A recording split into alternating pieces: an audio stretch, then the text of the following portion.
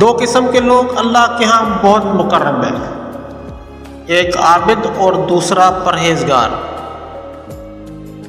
تقویٰ کے میزان میں عابد کا مقام بہت بڑا ہے، لیکن پرہیزگار سے رب بذات خود بڑی شفقت فرماتا ہے۔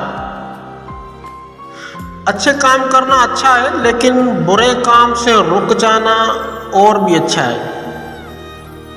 اچھے کام جیسے نماز، حج، عمرہ اور دیگر عبادات میں پھر بھی ریاکاری اور خود نمائی کا پہلو آ جانے کا اندیشہ ہوتا ہے، لیکن پرہیزگاری میں خالص تقویٰ ہے۔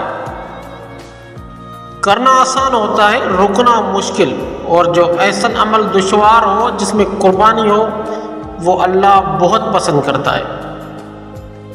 نماز پڑھنا آسان ہے، لیکن جھوٹ چھوڑنا مشکل ہے۔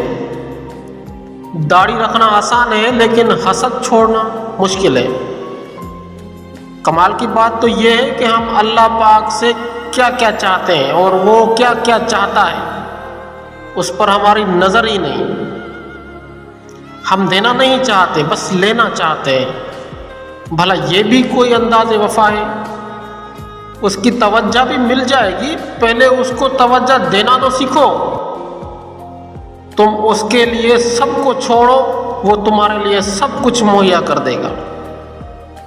اللہ پاک تو ہر بات سے بے نیاز ہے، تمہارا سجدہ کرنا نہ کرنا اس کی شان میں کوئی کمی یا بڑھاوا نہیں لائے گا، لیکن تم اس کے حبیب کی امت ہو، اور محبوب سے جڑی ہر چیز محبوب ہوتی ہے۔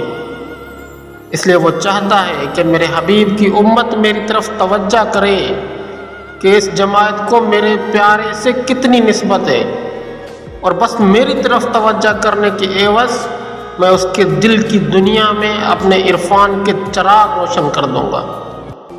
تو اسی لیے کہتے ہیں کہ محبوب سے جڑی ہر چیز محبوب ہوتی ہے۔